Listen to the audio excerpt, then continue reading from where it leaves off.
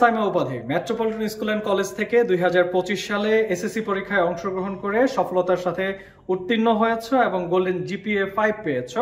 তোমাকে অভিনন্দন। কেমন আছো তুমি? এই তো আলহামদুলিল্লাহ, সবার দোয়ায় ভালো আছি। আজকে তোমার সাথে কিছু আলাপচারিতার জন্য ডেকেছি এবং প্রথমেই তোমার কাছে প্রশ্ন হচ্ছে, তুমি এবছর এসএসসি পরীক্ষায় কত জিপিএ পেয়েছো এবং কত নম্বর পেয়েছো? আমি এই বছর মেট্রোপলিটন স্কুল অ্যান্ড কলেজ থেকে এসএসসি পরীক্ষা দিয়েছি এবং আলহামদুলিল্লাহ গোল্ডেন জিপিএ 5 এবং 1200+ নাম্বার পেয়েছি। অনেক অভিনন্দন তোমাকে। এই সাফল্যের জন্য তোমার কেমন প্রস্তুতি ছিল? আমার আলহামদুলিল্লাহ প্রস্তুতি খুব ভালোই ছিল। আমি মোটামুটি সকল বিষয়েই ভালো প্রস্তুতি অর্জন করতে সক্ষম হয়েছিলাম এখানকার শিক্ষক এবং আমার পরিবারের সহায়তায়। প্রতিদিন তুমি কতটা সময় নিয়ে পড়াশোনা করতে? প্রতিদিন তেমন একটা আমার রুটিন ছিল না যে আমি এতটা ঘন্টা পড়বো বা এত ঘন্টা পড়বো। তবে আমি আমার স্কুল থেকে যে প্রতিদিন পড়া দেওয়া হতো সে প্রতিদিনের পড়া প্রতিদিন শেষ করার সর্বোচ্চ চেষ্টা করতাম এবং কোনো পড়া জমিয়ে না রাখার চেষ্টা করতাম। প্রতিদিনের পড়া যাতে প্রতিদিন শেষ হয় সেই চেষ্টা করতাম এবং আমার যে বন্ধের দিনগুলো থাকতো ওগুলোতে আমি একটু অতিরিক্ত সময় নিয়ে অতিরিক্ত পড়ার চেষ্টা করতাম। এই পড়াশোনা করতে গিয়ে কোন বিষয়টা তোমার কাছে বেশি চ্যালেঞ্জিং মনে হয়েছে এবং সেই চ্যালেঞ্জ তুমি কিভাবে মোকাবেলা করেছো? আমার ক্ষেত্রে সায়েন্সের সাবজেক্টের পদার্থবিজ্ঞান বিষয়টা আমার কাছে একটু কঠিন মনে হয়েছে এবং শুরুতে আমি ওই বিষয়টাতে তুলনামূলক একটু কম নাম্বার পেয়েছিলাম।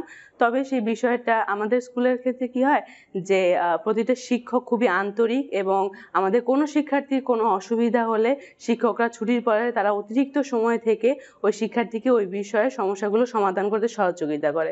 তো সেই ক্ষেত্রে আমি আমার পদার্থবিজ্ঞান যে শিক্ষক ছিল তার কাছে আমার সমস্যার কথা প্রকাশ করি এবং তিনি ছুটির পরে আমাকে অতিরিক্ত সময় দেন এবং আমার সমস্যাগুলো সমাধান করতে সহায়তা করেন। এভাবেই আমি ওই সমস্যাগুলো মোকাবেলা করতে পারি। এই প্রস্তুতি নেওয়ার ক্ষেত্রে তুমি কোথাও কোচিং বা কোনো প্রাইভেট পড়েছো কিনা? না, আমার আসলে সেরকম করে কোথাও কোচিং বা প্রাইভেট পড়া হয়নি, কারণ আমাদের স্কুলের শিক্ষকরা খুবই আন্তরিকতার সাথে পড়িয়ে থাকে এবং প্রত্যেকটা বিষয় না বুঝলে তারা বারবার পড়িয়ে থাকে এবং কোনো বিষয়ে যদি কোনো সমস্যা থাকে তারা ছুটির পরে আমাদের এসএসপি ক্লাস হয় সেখানে আমরা পড়িয়ে থাকি শিক্ষকরা। তো আমার একাডেমিকের পরে যদি আমার কোনো সমস্যা থাকতো আমি আমার শিক্ষকদের বলতাম এবং ছুটির পর সেটা তারা সমাধান করার চেষ্টা করে দিত। সেই ক্ষেত্রে আমার আসলে আলাদা করে কোনো কোচিং বা প্রাইভেটের দরকার পড়েনি। তোমার এই সাফল্যে সবচেয়ে বেশি অবদান কার বলে মনে করো? আমার এই সাফল্যে নিঃসন্দেহে আমি মনে করি সবচেয়ে বেশি অবদান আমার মা বাবা এবং আমার পরিবারের। আমার মা বাবা ভাই তারা আমাকে অনেক সহায়তা করেছেন এবং তারপরে আমি মনে করি আমার শিক্ষকদের অবদান সবচেয়ে বেশি। তারা খুবই আন্তরিকতা এবং মর্যাদা নিয়ে আমাকে পড়িয়েছেন এবং আমাকে কখনোই অবহেলার সাথে দেখেননি। তো তাদের অবদানও এক্ষেত্রে রয়েছে। কোন শিক্ষক বা বড় ভাই বা বোন তোমাকে বিশেষ অনুপ্রেরণা জুগিয়েছে কিনা? জি, আমার ক্ষেত্রে আমাকে আমার বড় ভাই বিশেষ অনুপ্রেরণা জুগিয়েছে, কারণ আমার বড় ভাই নিজেও একজন প্রতিষ্ঠিত ব্যক্তি। সেক্ষেত্রে তিনি আমাকে অনেক অনুপ্রেরণা জুগিয়েছেন এবং আমাকে সবসময় বলেছেন যে আমাকে দিয়ে হবে। এছাড়াও আমার শিক্ষকরা আমাকে অনেক অনুপ্রেরণা জুগিয়েছেন। তারা বলেছেন যে চেষ্টা করে যাও, সফলতা একদিন আসবে। তোমার ভবিষ্যৎ পরিকল্পনা সম্পর্কে জানতে চাই অথবা ভবিষ্যৎ পড়াশোনা সম্পর্কে জানতে চাই। জি, যেহেতু আমি এই মেট্রোপলিটন স্কুল অ্যান্ড কলেজে ক্লাস 6 থেকে অধ্যয়ন করছি এবং এখানকার পরিবেশ এবং এখানকার শিক্ষকদের সাথে আমি খুবই খাপ খাইয়ে নিতে পেরেছি, সেহেতু আমি মনে করি অন্য কোথাও গিয়ে সময়টাকে নষ্ট না করে আমি এখানেই পড়ি এবং এখানকার যে কলেজ সেকশন আছে সেখানকেই আমি ভর্তি হব পরবর্তীতে এবং আগামী 2 বছর এখানকার শিক্ষকদের সহায়তায় পড়াশোনা করে আমি আমার যে কাঙ্ক্ষিত লক্ষ্য সেখানে পৌঁছাতে পারবো বলে এই আশা আমি ব্যক্ত করছি। তোমার ভবিষ্যৎ স্বপ্নের পেশা যদি জানতে চাই? আমি ভবিষ্যতে বুয়েটে ইঞ্জিনিয়ারিং সাবজেক্টে সিএসসি নিয়ে পড়তে চাই এবং ভবিষ্যতে বাইরে কোথাও সেটেল হব এই আশাই করি ইনশাআল্লাহ। এই অর্জনকে তুমি ভবিষ্যতে কিভাবে কাজে লাগাবে? আমি মনে করি এই অর্জন শুধু আমার না, এই অর্জন আমার পরিবারের, এই অর্জন আমাকে যারা পড়িয়েছেন এসব শিক্ষকদের, আমার স্কুলের।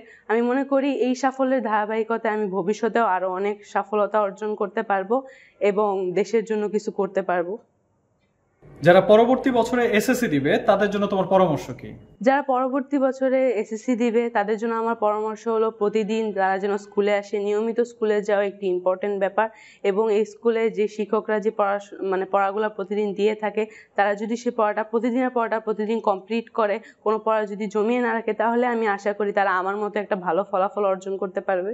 পরীক্ষার আগে কোনো মানসিক চাপ অনুভব করেছো কিনা, আর যদি করে থাকো সেটা কমানোর জন্য কি করেছিলে? জি, পরীক্ষার আগে আগে তো একটু মানসিক চাপ থাকবেই, সবারই থাকে। সেক্ষেত্রে আমি 5 ওয়াক্ত নামাজ পড়েছি এবং আল্লাহর কাছে দোয়া করেছি যে আমি আমার সর্বোচ্চটা চেষ্টা করেছি, আল্লাহ যেন আমাকে একটা ভালো ফলাফল দেয়।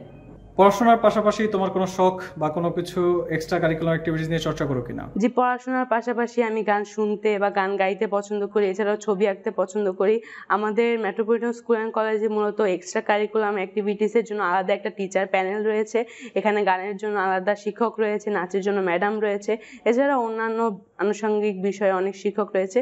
তো তাদের সহায়তায় আমি অনেক আগের থেকেই এইসব বিষয়ে পারদর্শিতা অর্জন করি এবং তার পাশাপাশি আমি আমার অবসর টাইমে বই পড়তেও অনেক পছন্দ করি। এতে করে জ্ঞান আরো সমৃদ্ধ হয়। উপাধি, তোমাকে অনেক ধন্যবাদ আমাদেরকে সময় দেওয়ার জন্য। তোমার উজ্জ্বল ভবিষ্যৎ কামনা করছি। মেট্রোপলিটন স্কুল অ্যান্ড কলেজ সবসময় তোমার পাশে থাকবে। জি, ধন্যবাদ।